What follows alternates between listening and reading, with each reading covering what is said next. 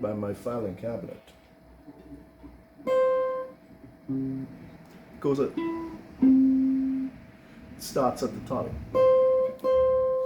and I'm doing all this is by ear,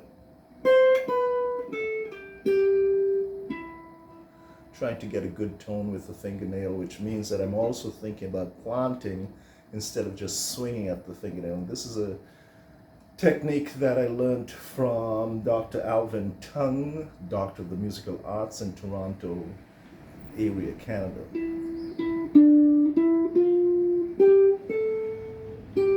If at any time I mention something, even in passing, that resonates or that befuddles or discombobulates you, let me know. Alvin Tung.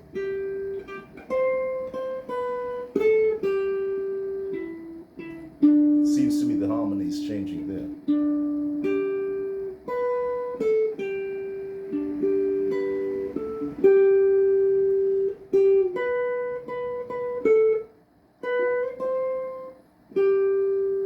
I don't know where to go there.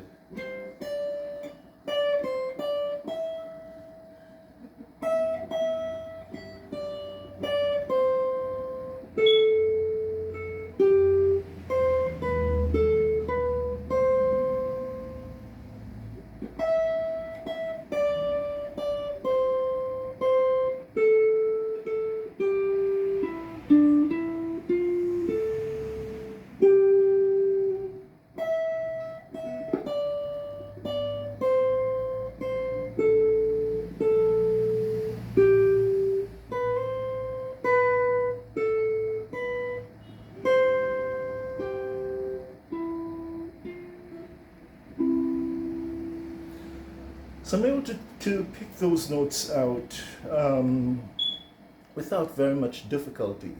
That is, except for when I went to the B instead of C.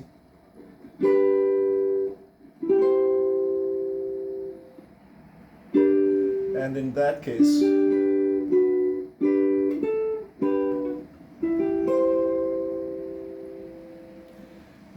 the notes would be, this would be the actual bass from the G.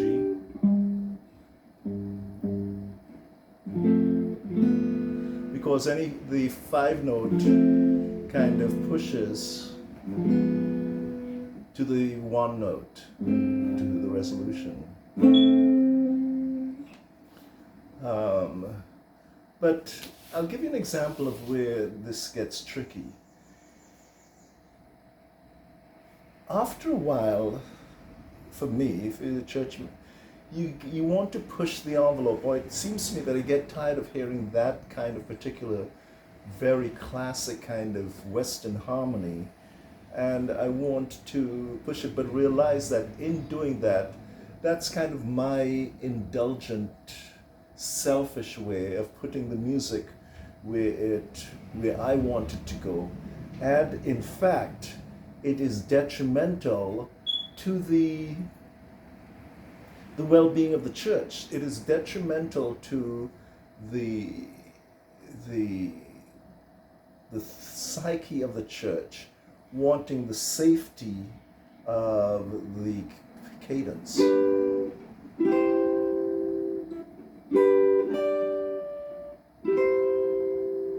So what I really wanted to play was,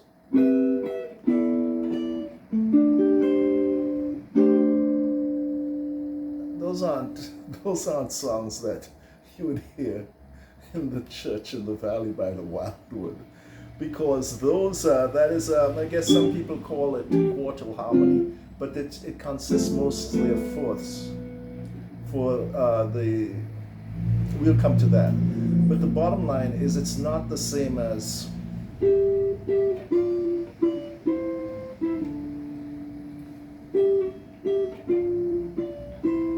that kind of harmony is very different from this.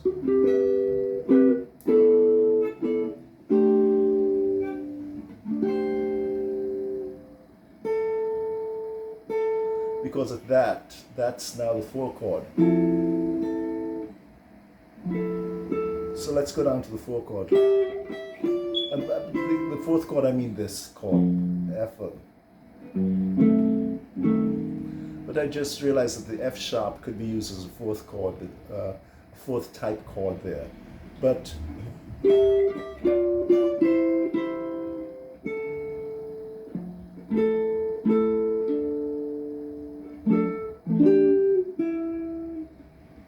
and this is classic harmony.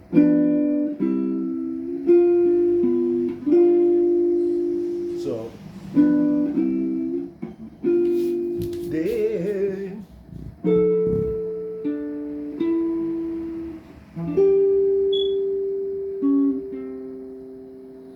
that's where it's going. So even though I hear this, you are tempted or feel obligated to play.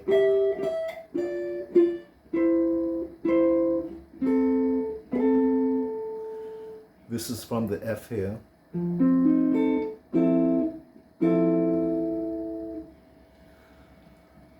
And so all through the playing, you'd be tempted to be, you have these notes of where you want to go or what would be cool alternatives or just, what if, so what?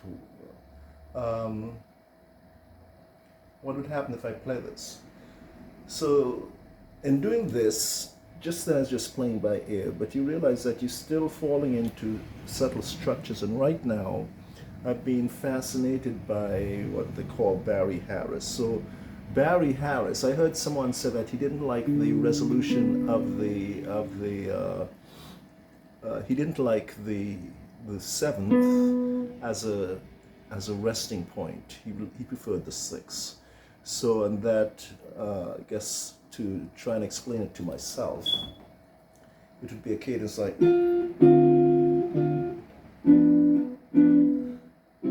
That's basic cadence, but so 2, 5.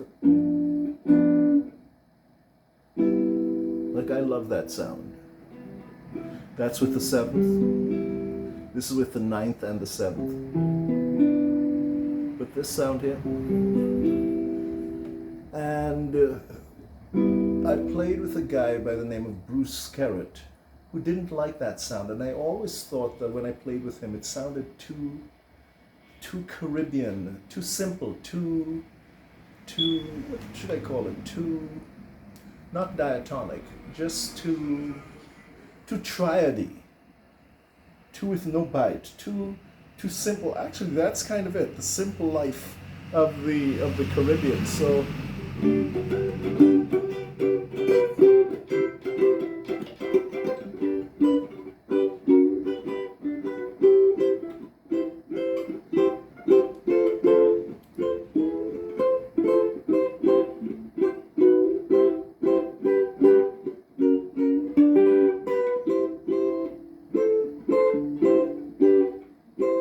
The other thing is, when it comes to music, it's more convincing to understand where someone is coming from in terms of maturity.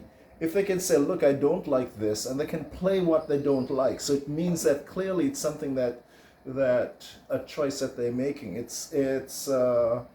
It seems to me inauthentic or certainly straw-manish. Well, certainly suspicious for somebody to say, oh, I don't like this piece by Mozart, or I do not like this piece. If somebody can as Barry Harris say and play, I don't know, Paganini, whatever his name is, Piccanini, who did those serious violin. If he says, look, I don't like this, and he plays it, you can say, okay, rather than the kind of sour grapes mofo who says, oh, I don't like jazz, but he can't play. He doesn't have the technique to play what he doesn't like, and which makes good sense as well, because but if I say, look, I don't like this, let's get back to Bruce. Bruce said that when I played or wanted to end in a major seventh, which to me is the most basic colored tone that you can find. he preferred to hear the, instead of, notice that the seventh is part of this, this chord here, the seventh is part of the five chord, strangely enough, or coincidentally, always also called the seventh, but this is the major seventh, which is the flattened seventh, or rather is a third of the G chord. What Bruce wanted to hear was, instead of this, he wanted to hear this.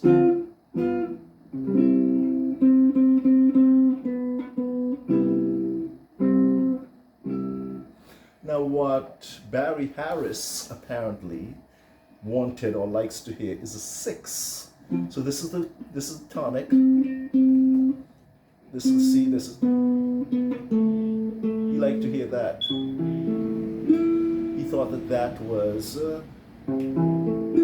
less tension building than this. He preferred to hear this. And in fact, many times, if I'm coming down, I can resolve the seventh to the sixth. And here's an example of that.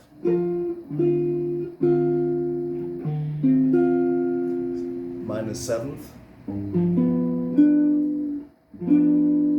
dominant seventh, major seventh.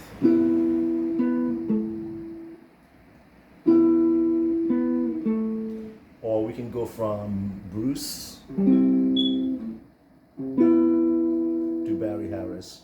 So Bruce to Carl to Harris. And for a lot of the for this chord, which is where we're trying to resolve, right? And we can go through the scale like that.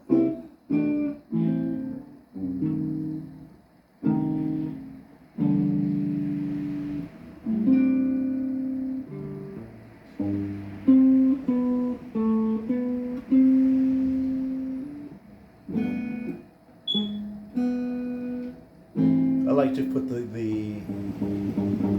fifth, the bass, the G note instead of, sometimes this sounds too trite. Okay, where are we now? So Barry Harris made the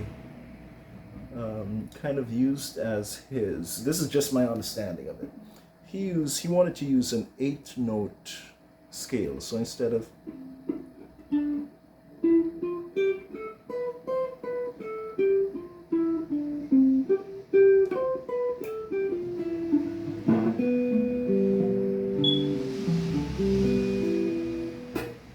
and he wanted to add this note to it, the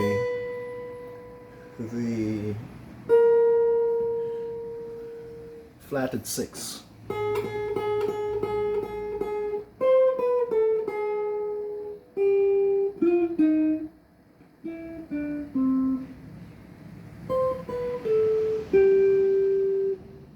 And it comes down to,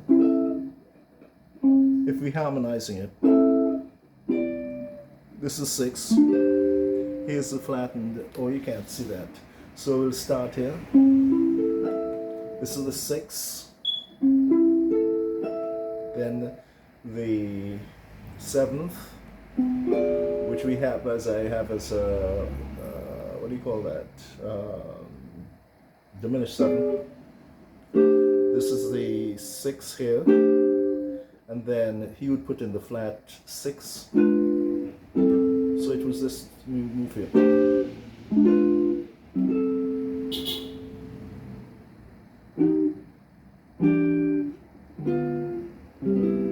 So he'd have 6 here.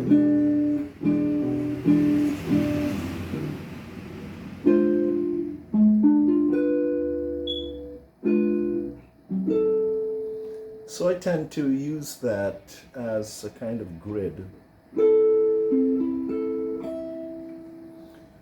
on which to play. Oh, I've been using that for the past couple of weeks. I wasn't really kind of aware of it before. But coming back to now, welcome, welcome.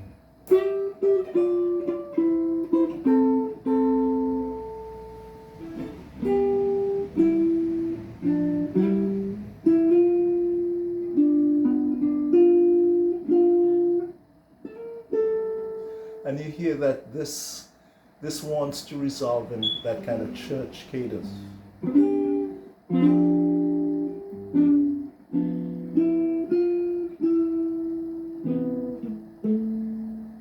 There's another thing that I use sometimes, which is the, I don't know what you call it.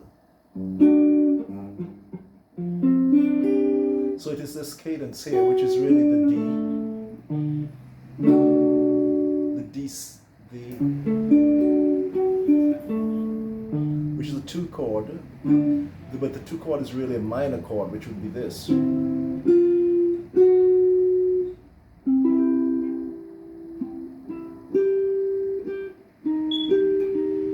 That's a minor.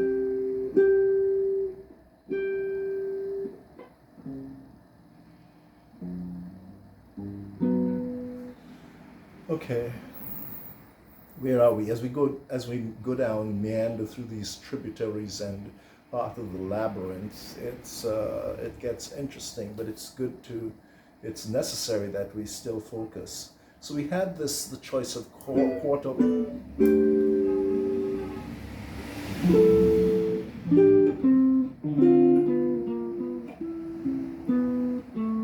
So what I'm trying to do, and I learned this from Lon Lofsky, or this concept I got from Lon Lofsky, and from Wayne Shorter, which is what about trying to just discard the kind of harmonic structure to which you've been accustomed, and just playing what comes to the ear. This is good for sitting down under the tamarind tree on a Saturday night and drinking some Morby, but it's certainly not the kind of attitude that you'd want to have in church, except for whether if it is your kind of duty to bring people there.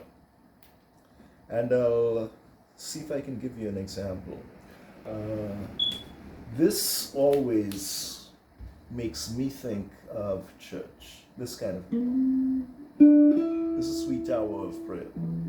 And I'm listening to the inner voices.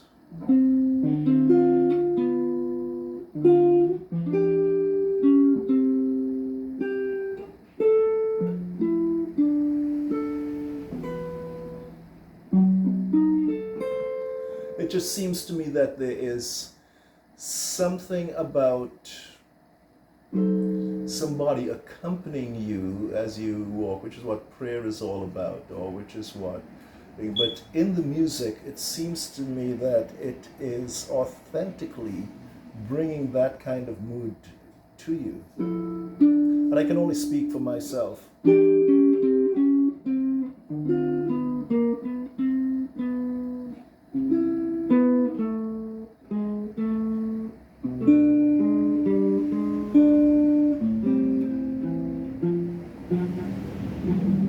And then you can always go back to the...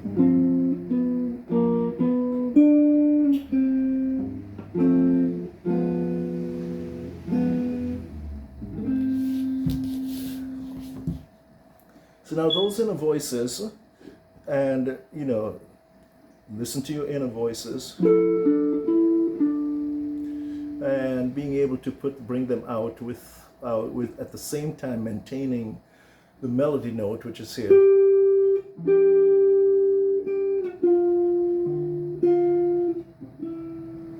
So we're going from here.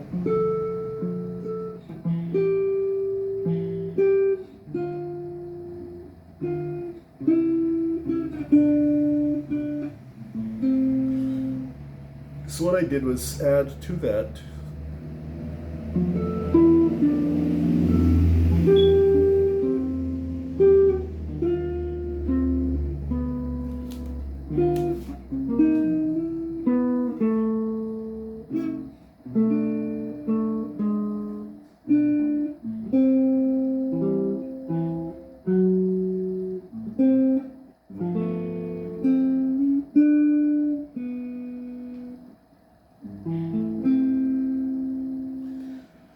I guess we can also go from,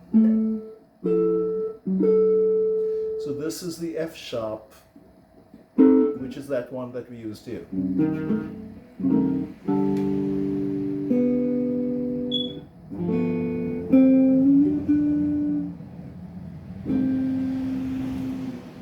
So now if we come from the F sharp, the F sharp is another chord which sounds just too trite for me. And we don't really hear that in a lot of music unless it's the old time, I don't know, that kind of thing, Tin Pan Alley stuff, which is valid in its own right. But I always prefer this sound. For example, instead of, I prefer this sound. And that, as you know, can give church goers indigestion, because what they want to hear and what they're expecting to hear is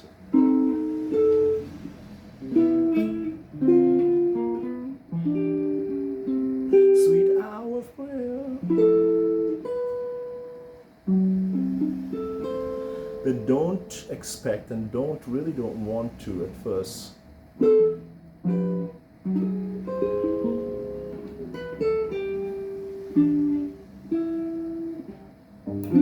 So that's a good way to not get asked back to play. So everything is smooth here.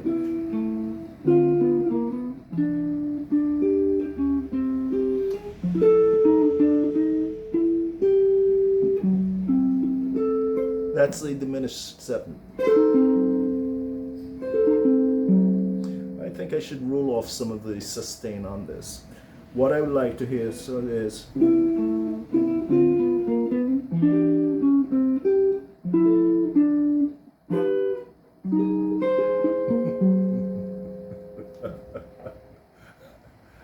as my mother cringes. Carl, one time she said, Carl, look, I know that people say, notice the shade, immediate shade. People say that you're a really good guitar player, but why does it always have to be so discordant? This is what she meant. Sweet hour of prayer. Why does that seem funny to me? I don't know. It's,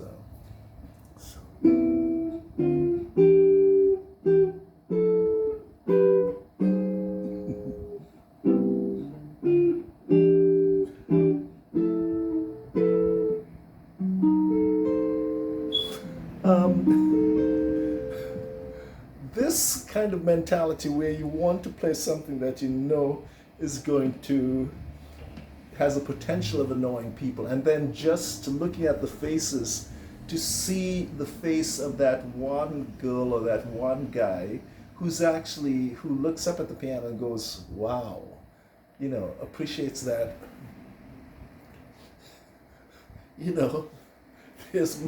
there's more rejoicing in heaven over the one that needs repentance over the 99 that need no repentance. But the thing is to find that one person who looks up with delight, with first surprise, and then appreciation as she hears that chord. And it's usually somebody who, or she do music, or and some little things like that. But because of this, I remember my mom had told me that to my mother. Then, when it was my shift, when she was in respite, is that the name of the term? From what appeared to be cancer, you know how they are in the hospital. We don't want to diagnose it. Don't say we diagnose it with cancer, but let's say it looks like a duck, it quacks like a duck, etc.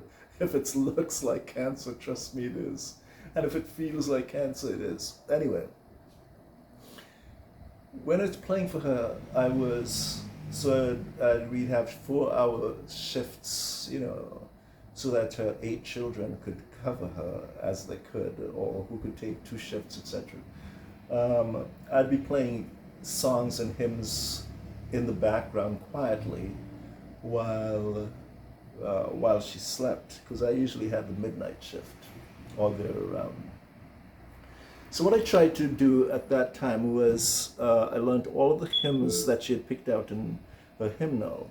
And then I tried to play it so that I was, unlike some of the younger or more ambitious or more pretentious piano players, musical directors in the church. I'm the MD, or what the heck? You a doctor? No, they're the musical director. Unlike them, I try not to, not to mess with the melody. In other words, let's at least keep the melody straight. So,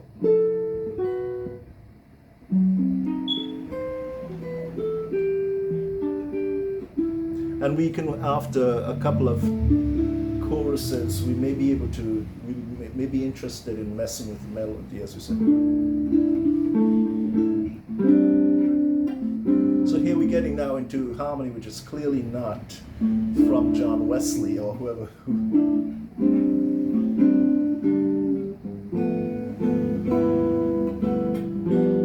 All of these I'm looking at as 5 chords.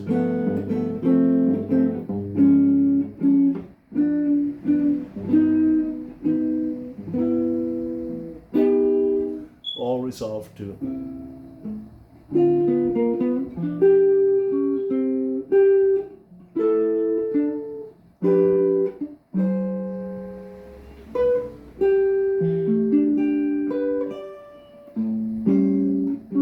I'm just gone.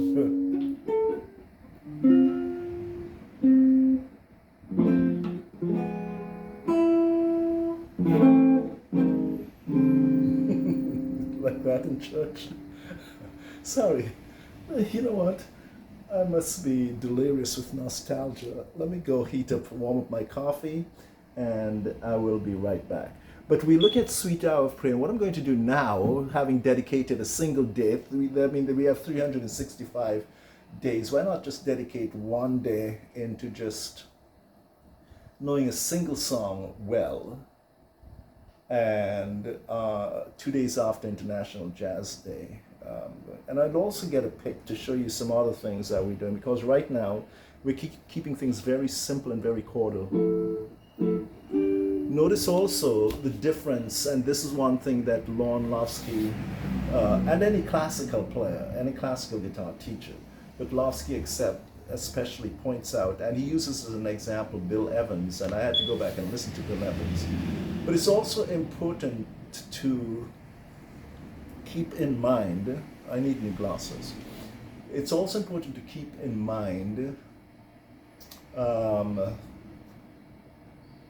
the overall volume of each voice as you do it. So listen to this. This is as fascinated and as is Wisłowski with a guy in Canada called Ed Bickett, master guitarist. But listen to just this.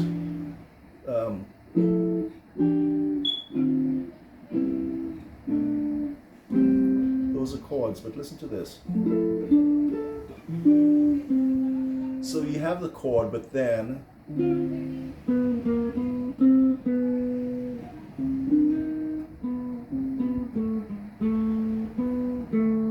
so you actually play the inner voice. You play the inner voice a bit louder than the rest of it once you've established it. So this is the F, the 4 chord.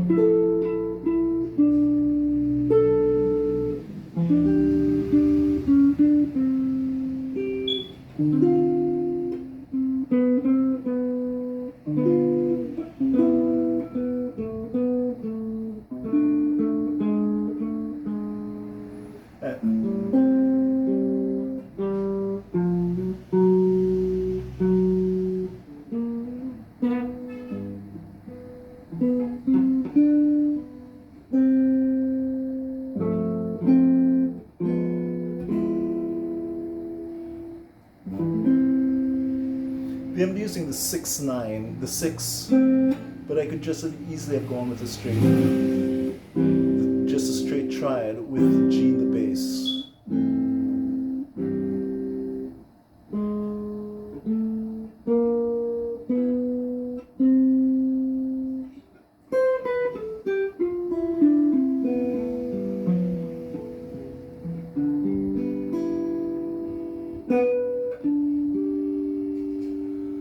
Okay, let me grab some coffee and I will be right back. Sweet hour of prayer. A guy I used to follow, name was David Walker, Brother Walker, and who taught me a lot. I used to go follow him wherever he was playing. He showed me this pattern.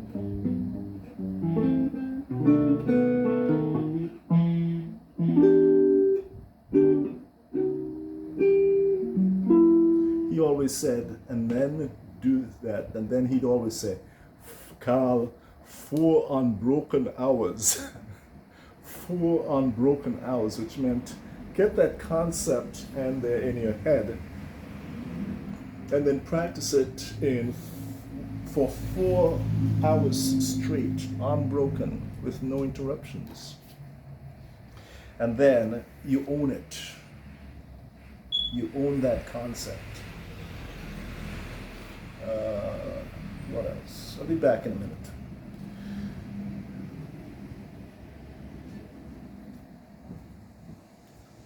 Nobody likes cold coffee. Hey guys, also it's better to arrive late than to arrive ugly. Who did I learn that from? Who told me that? Or maybe who posted that? That girl, she's from St. Kitts, but she's from Suriname. What is her name? Ex-model, or maybe she still models, you know, with the Oh Life Loves Rosie. So much in such a long life.